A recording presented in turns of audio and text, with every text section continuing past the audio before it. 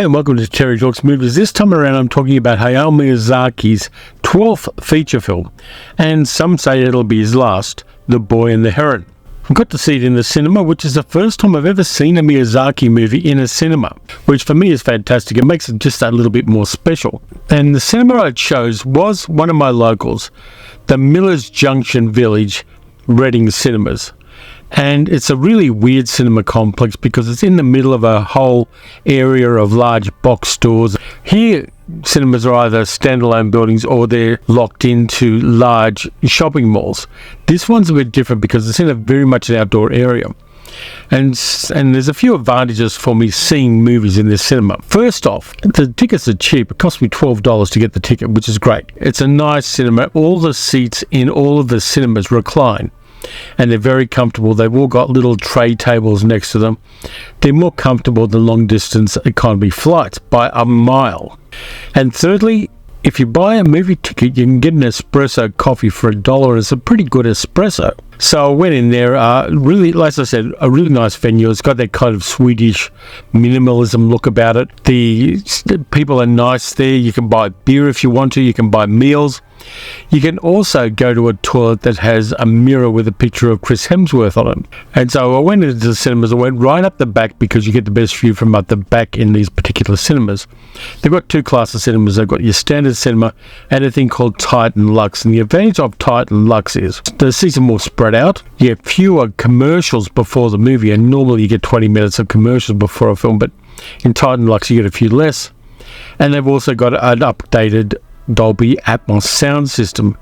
This case I didn't go to that. I went to the other cinema because that's where they were showing The Boy and the Heron. So the rest of the audience was pretty much teenagers, and they were doing the usual things where they're talking loudly and they're on their phones and they're being really obnoxious until the moment the Studio Ghibli logo came up on the screen, and then everyone shut up for the whole film. It was marvellous. So what's the movie about, and is it any good? It's a Miyazaki movie, so you know it's going to be at least wonderful. And it is. In it, you've got a young boy called Maito who lives in Tokyo with his father. His mother is killed during the Tokyo fire bombings during World War II. And Maito and his father move out to the countryside. His father owns a factory that makes canopies for war aircraft. And through his mother, they own a mansion with large grounds in the area. What Maito doesn't know is that his father has married the sister of his mother, a woman called Natsuko, who is now pregnant. He hasn't been told any of this, and suddenly he's living in the country.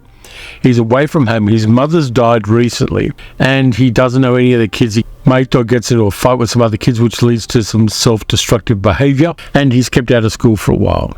Meanwhile, ever since he's got to this country house, a grey heron from the nearby wetlands keeps annoying him. It comes up to the window, it bashes against his window, it flies into his window and shits on the window ledge and is genuinely annoying. And so Maito decides he's going to kill the heron. He makes a bow and arrow. He uses one of the feathers he finds from the heron for the fletchings on the arrow.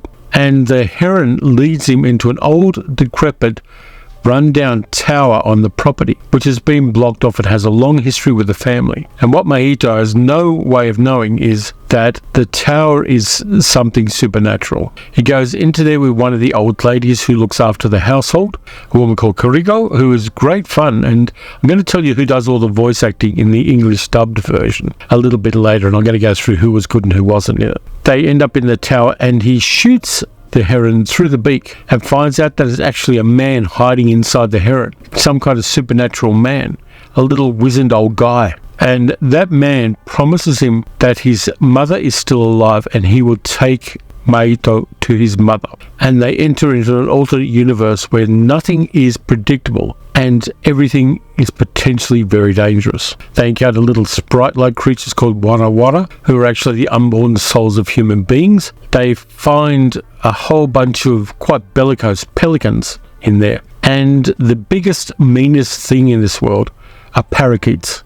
Big butch parakeets. And the parakeet king wants to take over from the ruler of this land, who is actually the great uncle of Maito, who rules the land and is looking for a successor to take over his kingdom. And that successor has to be from the family. So Maito is the person that the great uncle has chosen to take over his kingdom. Mahito meets a fisherwoman who is a younger version of the old lady he took into the tower with him, and she helps him a lot. He also gains other allies. He makes friends and ultimately an alliance with the heron. In fact, he makes a little wooden plug for the hole through the heron's beak that his arrow has caused. And he goes on this journey of self-discovery and self-acceptance, which is a hallmark of Miyazaki's work. It really is a special movie. It's beautiful. Every frame of it is frameable. And in any 2-hour animated movie, there are roughly 170,000 frames. And Miyazaki, at the age of 82, did all of the character design, did most of the keyframes, and the keyframes he didn't do, he messed with and fixed what the other animators did. He is a phenomenon. Even the people around him are amazed by him. He gets up at 6 o'clock every morning, he chops wood, he gets into Studio Ghibli at about 10 o'clock in the morning and works through until well into the evening. And he chain smokes, just like Walt Disney did, only Walt Disney only lasted to the age of 65. And Miyazaki's still going strong at 82. Now, even the people who produce his movies aren't committed to the idea that this is his last film. It may well not be. He may well come up with something else, though there isn't anything in pre-production yet. This man is a planetary treasure in movie making, let alone animated cinema. And he is something extraordinary, and his film, which is in part autobiographical, because Miyazaki himself, his father made tail rudders for aircraft during the war.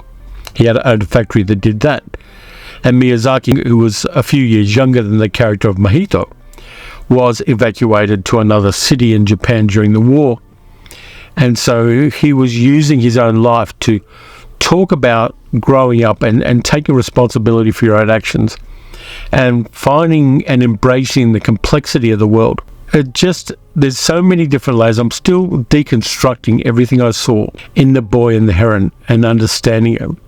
It's a movie I want to see again at least twice more. Miyazaki is a true magician of cinema. People talk about how wonderful Disney films are, but there hasn't been anything for me in Disney that's been as wonderful as my journey through seeing the films of Hayao Miyazaki and Studio Ghibli. There's a depth and a humanity to them, and a rejection of good versus evil, which I really appreciate. That complexity of morality that you get in a Miyazaki film is something that American cinema very, very, very rarely acknowledges or embraces. Even the villains in this, for the most part, have their own reasons for being who they are. The pelicans have their reasons for eating the wada. They're not able to not do it. And an injured pelican has a conversation with Mahito, and the pelican is voiced by Willem Dafoe, and the pelican's dying, and it talks to him about why pelicans eat the unborn souls of human beings. And that complexity, when you think, geez, these pelicans are bastards, the complexity and the understanding of why the pelicans do it gives us more than just a binary good versus evil universe in this world that Miyazaki created. Now, the voice acting, with one exception, is extraordinary. The Heron is actually voiced by Robert Pattinson, and you don't really realise that it's Robert Pattinson unless you know that. He does a fantastic job of it. He is good at voice acting. The lady Himi, who is one of the people that Mahito meets in the alternate universe, is voiced by Karen Fukuhara, and she has a number of different beats she has to hit emotionally and does it quite well. Natsuko, the wife of his father, is voiced by Gemma Chan, and she does a really good job of giving that character a compassion and a depth that's not really in the script, but is definitely in her voice acting. Kiriko, the old lady, and the younger version of her, who is a fisherwoman in the alternate universe, is Florence Pugh. And I didn't know that either until I looked up after the movie. And she does a good job of hitting both the older lady and the younger version of the character. And she understands the character. The granduncle's voiced by Mark Hamill, and Mark Hamill does a fantastic job. He's been doing great voice acting for 30-40 years, leaving aside that initial glitch in his career when he was working for George Lucas. And Willem Dafoe is a pelican who gets one scene, nails it beautifully. His dying, worn out, pissed off pelican is great. I love what he did in that one short scene. The parakeet king, who you only see really at the end of the film, is Dave Bautista, and Bautista hits all of the emotional notes of his character, even though he's the least complex character in the piece. The bad part for me is Shoichi Maki, who is the father of Meito. He's voiced by Christian Bale, who makes him sound a little bit like a New York guy from the 1940s, which is not the right tone to take. He puts on a fake New York accent, and it just jarred for me. I mean, yes, Bale has previously done English voice acting for Miyazaki movies. In this one, I think he makes a choice in playing the character in that certain way. There's Christian Bale flexing his muscles, and I don't think it works at all. Now, I would have preferred to have seen a subtitled version of it, but that wasn't an option for me. But when I do get this on physical media, which I inevitably will, I'm definitely only going to watch the version that has the subtitles and the original Japanese voice acting. But having said that, this is a movie you should check out. Whether you see it now, whether you see it on streaming, whether you wait for physical media, or you see it in cinemas. By the way, it is coming out in cinemas in the UK if you're there on the 26th of December. It's just after Christmas. So get in and see it there, because seeing Miyazaki on a big screen is an experience, whether Christian Bale fucks up the voice acting or not. I enjoyed it a lot. I enjoyed the cinema.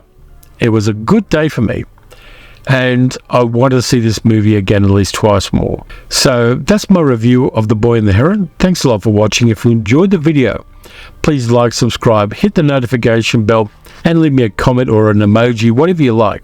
You can also support the channel by becoming a channel member, or you can also become a patron at patreon.com/TerryTalksMovies, where I do a monthly Spotify music playlist for music I find and I like.